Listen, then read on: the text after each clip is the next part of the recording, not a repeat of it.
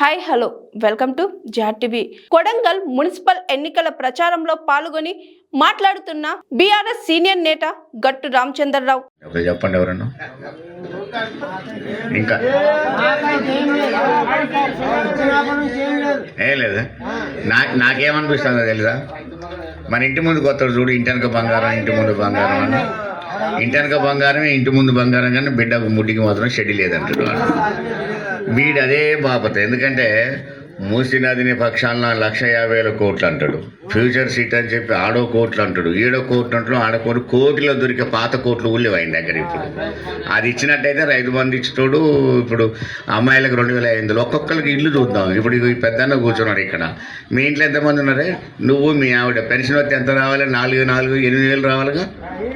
చెప్పి నువ్వు అన్న ఆగే, నీ దండం పెడతా, నీ పుణ్యం ఉంటుంది కొంచెం. లేకపోతే నేను కూడా బయటికి పోయేస్తా, అప్పుడు ఇద్దరం కలిసి మాట్లాడుకున్నాం. అంటే నేను అనేది ఏంటంటే 8,000 ఆయన ఒక్కరికే రావాలి కదా. 4,000 అయిపోయినాయి. ఇంట్లో ఆడవాళ్ళకు 2,500 రూపాయలు ఇస్తానన్నాడు. 2,500 రూపాయలు ఇప్పటికి 2.5 సంవత్సరాలు అవుతుంది. అంటే 50,000 రూపాయలు మనకు బాకీ పడ్డాడు. ఇప్పుడు ఒక అమ్మాయికి బాకీ పడ్డాడు. చదువుకునే పిల్లకు స్కూటీ ఇస్తానన్నాడు. స్కూటీ అంటే 1,00,000 రూపాయలు. మరి పెళ్ళైన పిల్లకు తులం బంగారం ఇస్తున్నాడు 1,00,000 రూపాయలతో పాటు. ఇప్పుడు తులం పేరు చెప్తే ఆయన గుండె అవుతుంది. ఇప్పుడు బంగారం రేటు తులం అంటే ఆయన గుండె అవుతుంది. ఇక పట్టుకుని ఎత్తుక్కోవాలి కొండారెడ్డిపల్లి ఎక్కడ అని. మీరు అనుకుంటున్నారు కొండారెడ్డిపల్లి అంటే మన కొడంగులో ఉన్న కొండారెడ్డిపల్లి అయింది కాదు. ఏ కొండారెడ్డిపల్లి అయింది? అక్కడెక్కడో ఉంది మహబూబ్నగర్లో. ఇది కొండారెడ్డిపల్లి. మనోడని మీరు అనుకుంటారు. మనోడేం కాదు, వీడు మందోడే. అక్కడి నుంచి వచ్చేది ఇక్కడికి. అందుకని నేను అనేది ఏంటంటే, మనందరం కలిసి మీకు ఒక్క బాధ్యత మీ మీద ఉందని ప్రత్యేకంగా చెప్పేది. ఇక్కడ ఓడిపోతే అతను తెలంగాణ మొత్తం ఓడిపోయినట్టు. అంటే తెలంగాణ మొత్తం కాళ్ళు చేతులు మూతి ముఖం ఉన్నా తలకాయ మాత్రం కొడంగల్లే. ఇక్కడ ఓడిపోతే, ఇక్కడ బీఆర్ఎస్ గెలిస్తే తెలంగాణ మొత్తం గెలిచినట్టు. కేసీఆర్కి అది మనం ఒక గిఫ్ట్ ఇచ్చినట్టు. ఎందుకంటే తెలంగాణ ఇచ్చిన తండ్రి, తెలంగాణ ఇచ్చిన వాళ్ళు. వాస్తవంగా నేను చూస్తూ ఉన్నా, నేను అక్కడెక్కడ మాట్లాడుతున్నా, నేను ఎవరు తెలియదు కాబట్టి ఉట్టిగా మాట్లాడితే, జనంలో ఆయనకు ఓట్లు వేయాలని లేదు, ఎవరికి లేదు. నాయకులకి ఎవరో భయం ఉంది కొంచెం.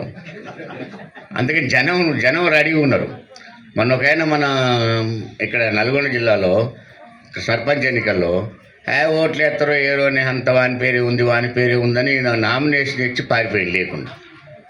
ఇంటికి వచ్చాకే గెలిచిండు. ఆయన వచ్చాక గెలిచిండు. ఆయన ప్రచారం కూడా చేయలే. అందరు కలిసి నువ్వు గెలిచినవారు ఆయన అంటే నేను ఎప్పుడు గెలిచినా అంటాడు.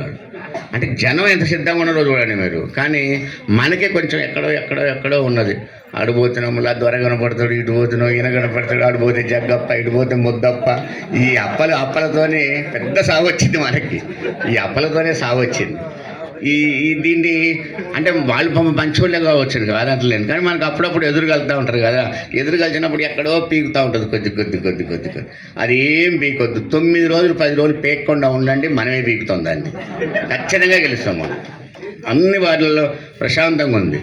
సైలెంట్గా ఉన్నారు కదా మీరు. బ్రహ్మాండంగా మీకు ఓట్లు పడిపోతే నన్ను అడగండి, మీరు తిరగండి. ఇప్పుడు పూజ చెప్తా ఉంది, మేము తిరుగుతూ ఉంటే ఇంటింటి తిరుగుతుంటే బాగా స్పందన ఉంది సార్, ముస్లింలలో బాగా స్పందన ఉంది సార్ అని చెప్తుంది ఆ అమ్మాయి.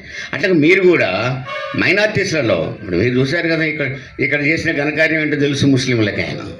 కానీ ఇలాంటి పరిస్థితి ఇక్కడే కాదు, మరీ ఊళ్ళల్లో హైదరాబాదులో అయితే ఆ హైడ్రా పేరుతో కూలగొడతా ఉంటే ఒక్కొక్క తల్లి తిట్టిన బూతులు వింటే వీడి జన్మలు కాదు 10 జన్మలు కూడా చచ్చిపోతాడు.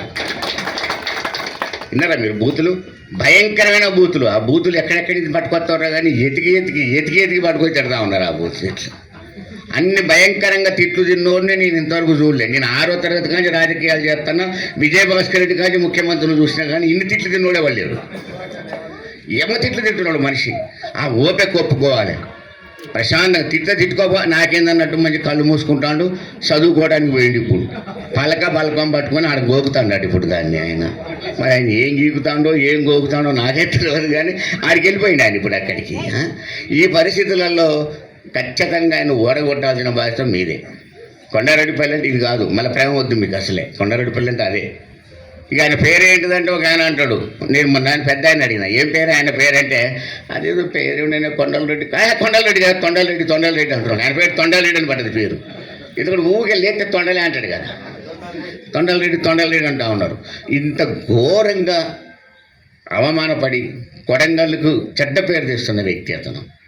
ఆ బూతులు తిడుతున్నప్పుడు హైదరాబాద్ ఏమంటారో తెలుసా? యాడ్ నుంచి వచ్చినారు, నువ్వు ఎక్కడి నుంచి వచ్చినావు, ఏ ఊరు నీది అంటే ఏ ఊరిని తిడతారు ఇప్పుడు వాళ్ళు? కొడంగల్నే తిడుతున్నారు వీడు కాబట్టి. ఆ తిట్లు మనం పడవద్దు. ఇక ఖచ్చితంగా మీరు కష్టపడితే మనం గెలుస్తాం. మరొకసారి మీ అందరికీ నేను ధన్యవాదాలు చెప్పేదంటే ధైర్యంగా మీరు కూర్చున్నారు, అది ఇప్పుడు మాట్లాడిన సార్ ఎవరు? Hi, this is Swathi. Like చేయండి, షేర్ చేయండి, కమెంట్ చేయండి అండ్ సబ్స్క్రైబ్ చేయండి GRTV.